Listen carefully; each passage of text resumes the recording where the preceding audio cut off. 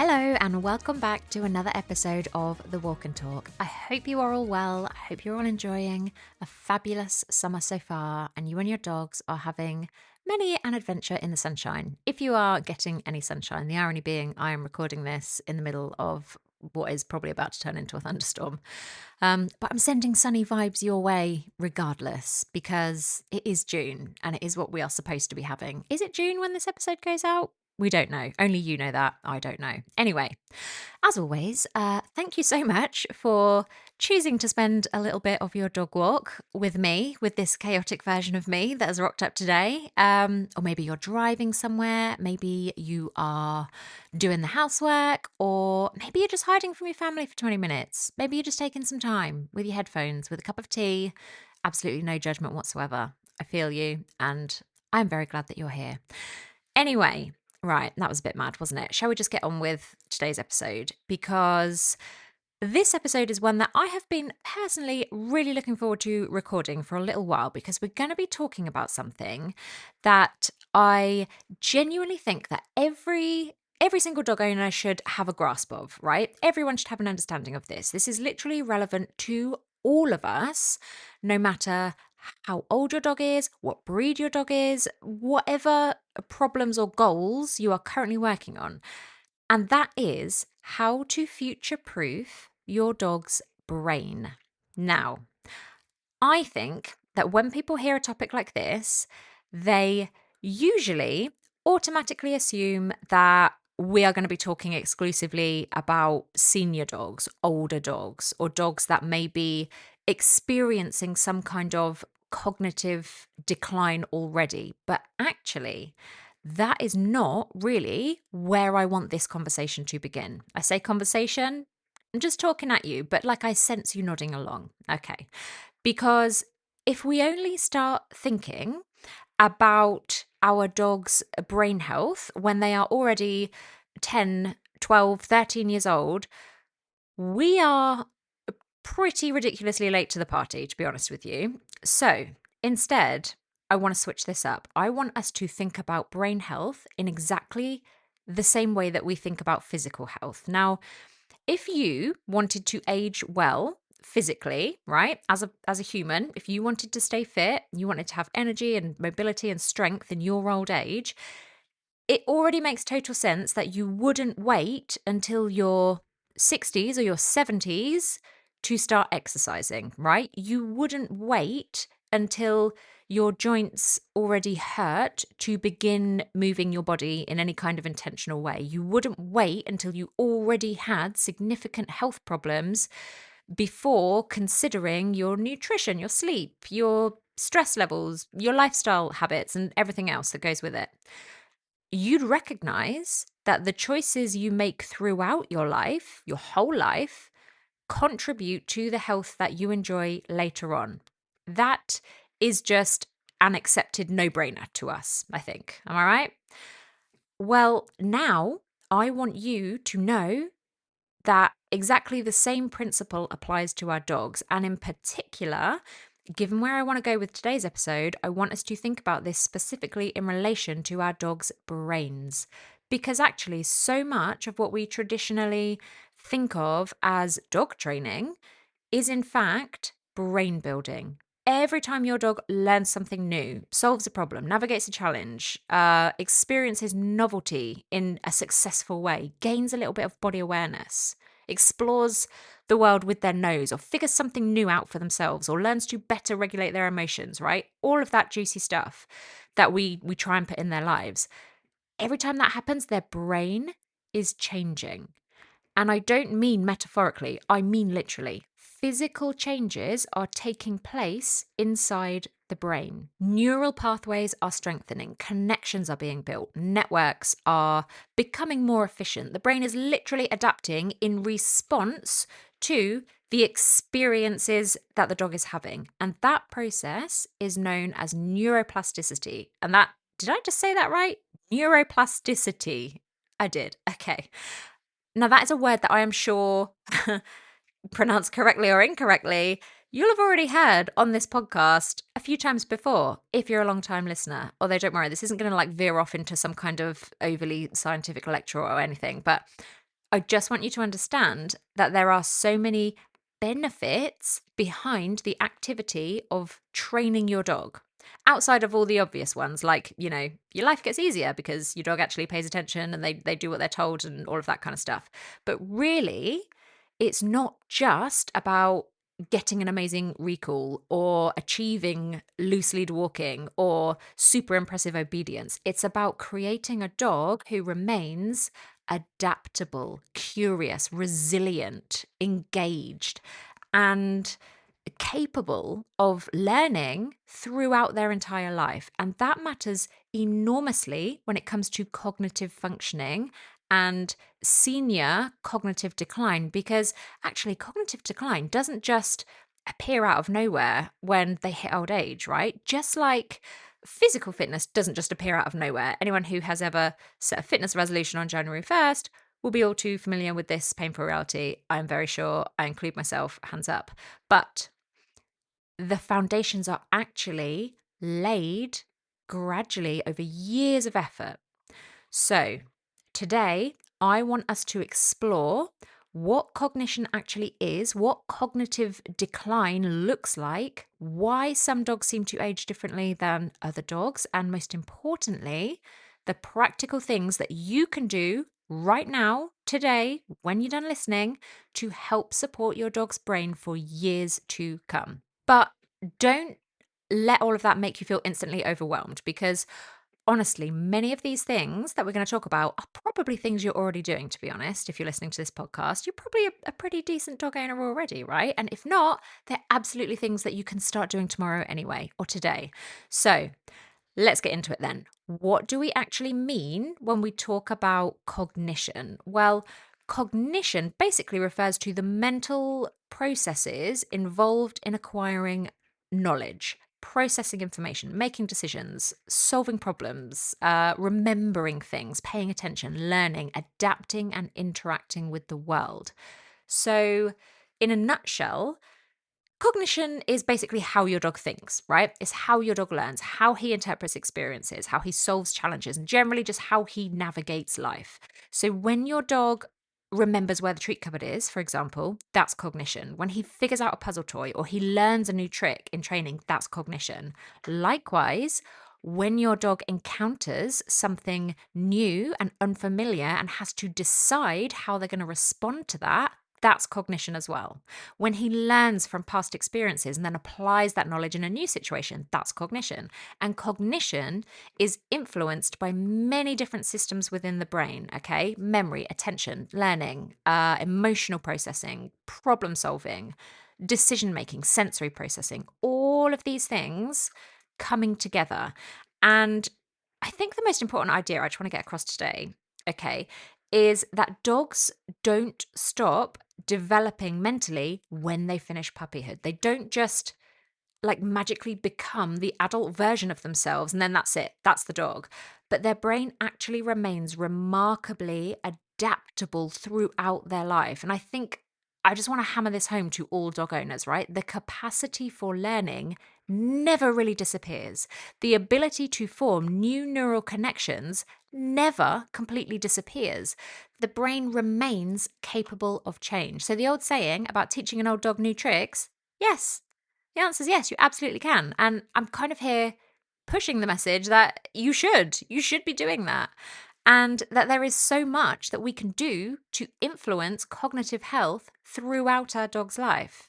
So, before we dive into prevention, okay, let's talk briefly about cognitive decline itself. You may or may not have heard the term canine cognitive dysfunction, and sometimes people describe it as being similar in some ways to dementia in humans. And whilst there are important differences, the comparison can be useful just as a broad concept, okay? And dogs experiencing cognitive decline may begin showing changes in memory, changes in awareness, their learning ability, perhaps declining, sleep patterns shifting, social interactions like becoming changeable, just generally in their day to day behavior as a whole. You're noticing these little misdemeanors. So you might see a dog who, for example, appears like they're a bit confused when they're in a really familiar place. Like they might suddenly get stuck behind a piece of furniture or something in your living room that they never did before. You might notice a change in their sleep pattern, or you might notice an uptick in them seeming like stressed out or anxious or maybe disoriented when that never happened previously. Now, it's probably worth just saying here that obviously not every behavioral change in an older dog is cognitive decline. We have to remember that. Pain can influence behavior, sensory changes can influence behavior. Lots and lots and lots of different medical conditions can influence behavior. Vision changes, hearing changes, etc., all of that stuff, which is why a proper veterinary assessment is always important if you are noticing significant changes. But for the purposes of this episode, what I'm really interested in today is not simply recognizing decline, but in talking about how we can create resilience and how we can build something that scientists often refer to as cognitive reserve. Now, I absolutely love this concept because cognitive reserve is like essentially it's the brain's resilience, okay? Its ability to cope with age related changes whilst continuing to function effectively. So you could literally just think of it like building savings in a bank account. And essentially, the more positive experiences, learning opportunities, challenges, and adaptations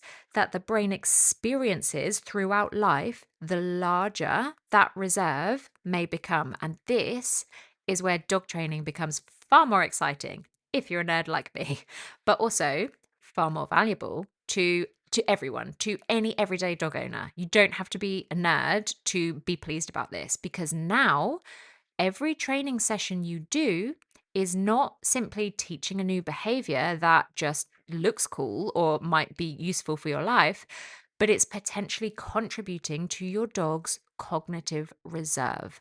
So every challenge your dog solves is strengthening their brain. Every new experience that your dog successfully navigates, every opportunity to think, to process, to adapt and learn, all of that stuff is all pennies in the bank. Brains actually thrive on appropriate challenge and problem solving and learning. They literally evolved to interact with the environment and to gather information and make decisions and adapt and learn. And so when dogs spend large portions of their lives with very little opportunity to think or explore or solve problems or learn new things, we are actually missing a huge opportunity. And this is one of the reasons I love concept training so much. This is why I've just built a brand new training games catalog inside my membership, which is essentially a concept training catalog of games and exercises, with each one designed to help target and develop a particular concept or skill in your dog, like confidence, flexibility, or frustration tolerance. If you're not in the membership, I will leave a link in the show notes. But essentially, concept training isn't simply about teaching behaviors like a sit or a spin. It's literally creating thinking dogs, dogs that learn how to learn, dogs that develop flexibility and resilience and can become comfortable with novelty and capable problem solvers. And all of those things are incredibly valuable for their long term brain health. Now, one thing that I think is really important to talk about here is there is a difference between keeping a dog busy and genuinely exercising their brain. Those two things are not necessarily the same because a dog can spend 20 minutes, half an hour, whatever, right? Chasing a ball and be physically active. But there may be very little actual cognitive engagement really happening there. And likewise, a dog can spend 10 minutes working through, a carefully designed training exercise and be mentally exhausted afterwards because their brain has been working incredibly hard. And I think this is where understanding neuroplasticity becomes so powerful. Neuroplasticity is the brain's ability to change in response to experience, like I'd said at the top of the episode. And genuinely, for many years, scientists truly legit believed that once the brain matured, it became relatively fixed. Like, that's it. That's who you are now. The window of opportunity for change and development has passed. But the good news is we now know that that is absolutely not true. That is debunked. And the brain actually remains capable of adaptation throughout its life. And even throughout adulthood, every time your dog learns something new, certain neural pathways are activated. And the more those pathways are used, the stronger and more efficient they become. And if you're a club member, you'll have heard this analogy before, I'm sure, maybe countless times. But think about just walking through a field, right? Like an overgrown grass meadow. The first time that you walk across it from A to B, the grass remains largely untouched, right? Everything kind of stays the same. You're not going to go back in 3 days' time and find your footprints, let's say. But if you walk the same route across that same field every single day for weeks and weeks and weeks, eventually a really clear path, a pathway begins to emerge from A to B. And that route becomes easier and easier to follow, and the path itself becomes clearer and clearer and easier to navigate. And you'd look at that field and eventually you wouldn't even consider like walking across it any other route except for that one very clear, very obvious pathway.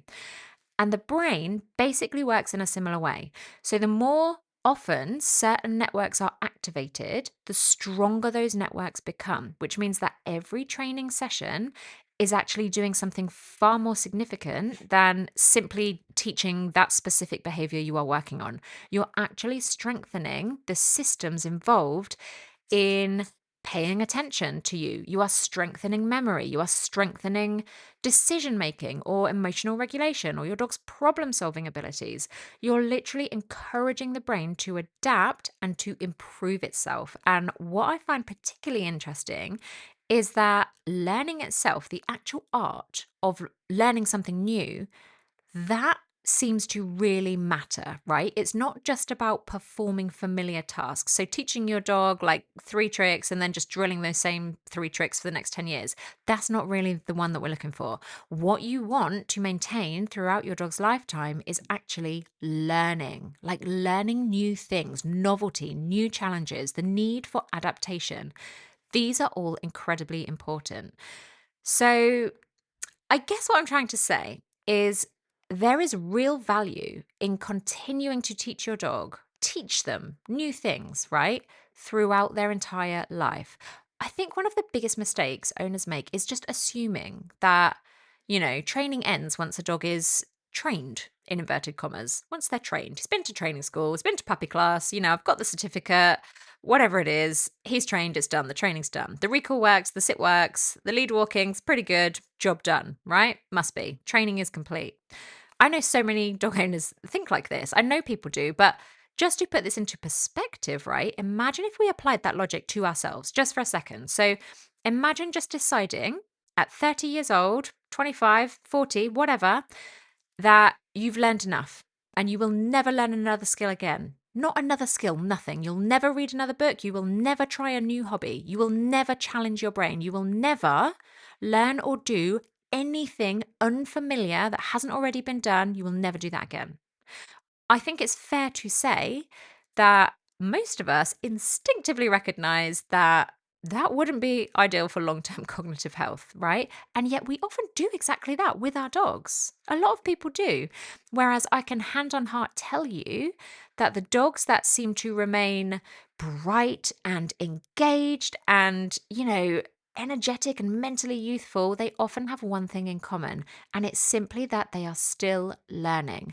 Not because they need fixing or, they're naughty dogs, they've got these behavioral problems that still need work, but simply because learning itself is valuable. This is one of the reasons I love things like trick training so much. I do a lot of it with my own dogs. It doesn't really have anything to do with whether a dog can spin round in a circle or not, or weave, or tidy away their toys, or crawl under a chair, whatever you're teaching them.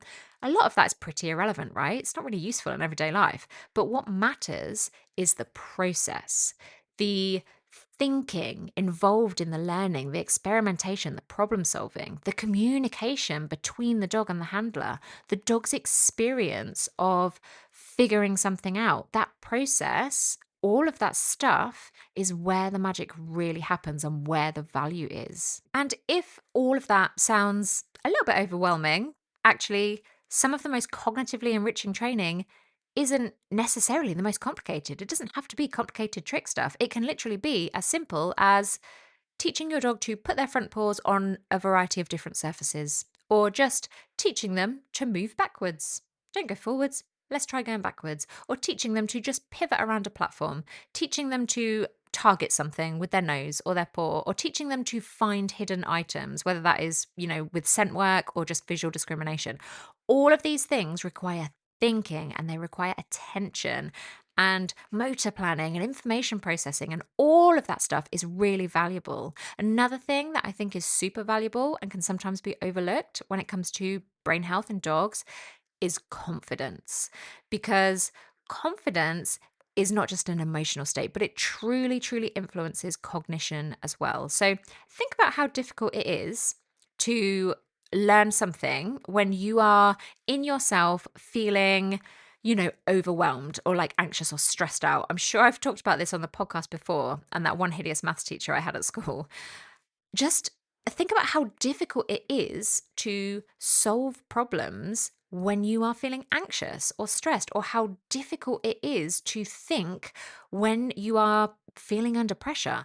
Well, that exact same principle applies to our dogs. Dogs who feel chronically overwhelmed spend more time operating from survival systems within the brain. And so their focus shifts, towards threat detection, and their ability to engage with learning, therefore, ends up dramatically reduced as a result of that. And so we see them lose curiosity, and their willingness to explore can be diminished, and they can lose flexibility, adaptability, and the world can generally become quite a stressful and just generally unenjoyable place, which is one reason I have always been so passionate about confidence building exercises and helping to build a dog who sees novelty as just information rather than always seeing it as a threat. Dogs who believe that they can influence outcomes through their own behavior, these are the dogs that are far more likely to stay curious and engaged long term.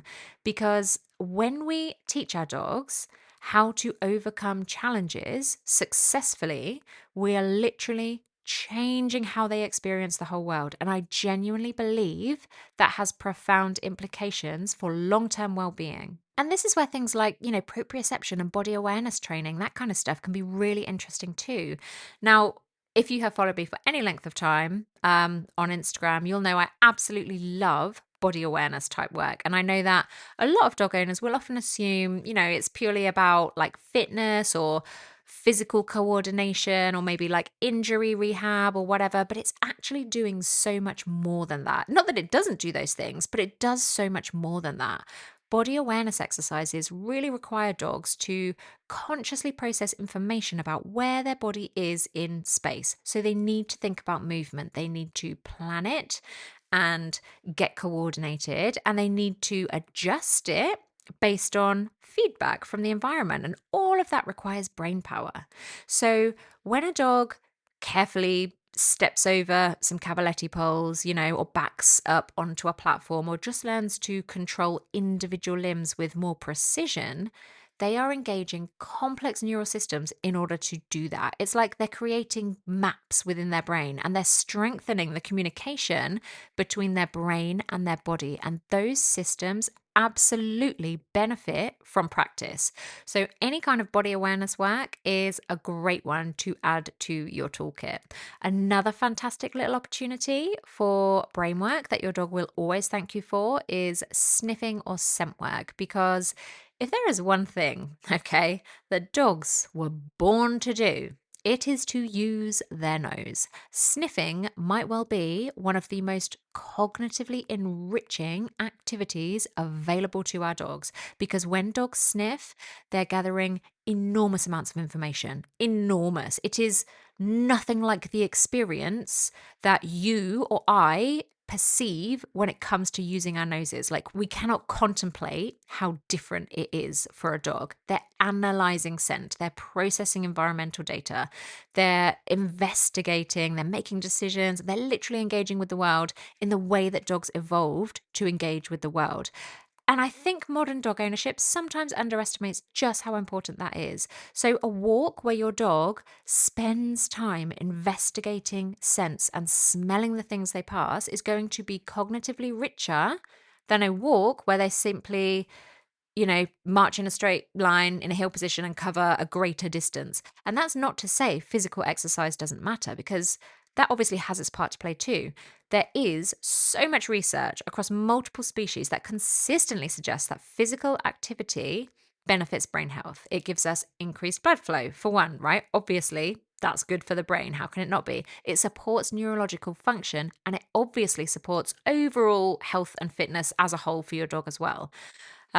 Personally, I think the sweet spot is movement combined with thinking. So, activities like scent work, agility foundations. Me and Albie have just started doing this. It's amazing fun. Body awareness training, we do that too. Concept training, obviously a big fan. Interactive play with your dog, pressure free play. All of that stuff can all be so valuable. Okay, now on the flip side of that, and something I don't think we've mentioned at all yet, is sleep. Sleep, an essential, right? Now, let's not make the mistake of thinking of sleep as simply what happens when your dog isn't doing anything. Like, it's just default mode, it's empty downtime, because it's so much more important than that. Sleep is actually one of the most important biological processes for brain health, because when we're asleep is when the brain performs vital maintenance, consolidating information, processing the experiences of the day. It's an opportunity for recovery.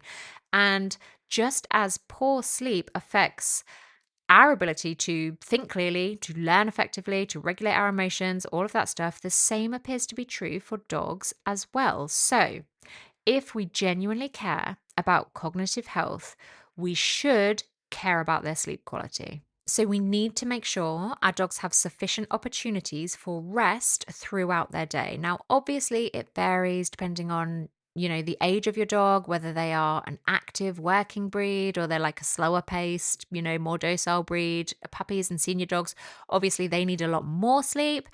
But for your average adult, healthy, middle of the road dog, you can expect them to need around about 14 hours of sleep, give or take, per day, per 24 hours. So if we say we get 8 hours of sleep per night, and I know before you shout at me, I know not all of us even do that, but let's just say we do. Let's just call it, 11 p.m. until 7 a.m. We're all asleep. Well, your dog is going to need an additional 6 hours of nap time throughout the day on top of that, if they are asleep all of that time. So, if you have a highly anxious dog or a hypervigilant dog or a dog who just like follows you around everywhere or sits in the window reacting and barking at passersby all day long and they just cannot switch off and rest, you might need to consider addressing that with some better sleep hygiene or making some environmental changes to ensure they actually get the opportunity to get all the sleep that their brain needs. Okay, so if you've listened to everything so far, all of that, and you are wondering what this actually looks like in practice, let's just finish the episode by simplifying it, right? Let's give you a simple blueprint, like your Cliff's Notes for this episode, okay? If I wanted to support a dog's cognitive health throughout their life, these are the things that I would prioritize as a dog training and behavior expert. I would prioritize ongoing learning always, even if there are no real behavioral problems to be solving. I would teach your dog cool new stuff anyway. I would also play training games like concept training games that you can find in the membership. I would teach tricks. I would introduce appropriate challenges along the way, and I would encourage some independent problem solving. And I would maintain curiosity throughout their life. I would also prioritize sniffing opportunities. So I would allow dogs to engage with their environment and provide chances to just investigate the world through their nose and explore and gather information. I would include body awareness work as something that we regularly engaged in and revisited, and I would encourage thoughtful movement and build their confidence with it systematically by setting them up to experience success and teaching them how to overcome and work through challenges along the way. That would be really valuable. I would also regularly expose them to novelty, but not in like terrifying or overwhelming ways, but in ways that just feel safe and achievable. But I would make sure there was always a little bit of novelty on the horizon. I would prioritize emotional well-being, and I would absolutely focus on creating a reinforcement rich life, right? I want my dog to be happy. Of course I do. I would absolutely look at all the ways I could support quality sleep whilst also ensuring we incorporated plenty of movement as well and stayed on top of the dog's physical health and fitness as well. And just generally, and probably the most important overarching idea of them all, I would just never stop seeing my dog as a learner. I think as owners, we should never stop offering opportunities to learn because dogs are capable of learning and growth for far longer than most people realize, honestly. And I think we need to stop just waiting for old age and then hoping for the best when actually there's so much we can be doing throughout our dogs' lives to ensure they thrive well into their senior years, just with some conscious lifestyle tweaks. Okay, well, I hope you found today's episode useful and interesting. If you did, I would love it if you shared it with a fellow dog owner. And if you yourself are interested in the kinds of training games and, confidence building exercises, engagement work, and concept training that I've been talking about in today's episode, you will find plenty more resources throughout all of my online training programs and courses, and of course, my online dog training membership. You can find all of the details for absolutely everything at listendogtraining.com. But for now, I will love you and leave you to enjoy the rest of your walk or whatever it is you're doing. And I will see you very soon for the next episode of The Walk and Talk.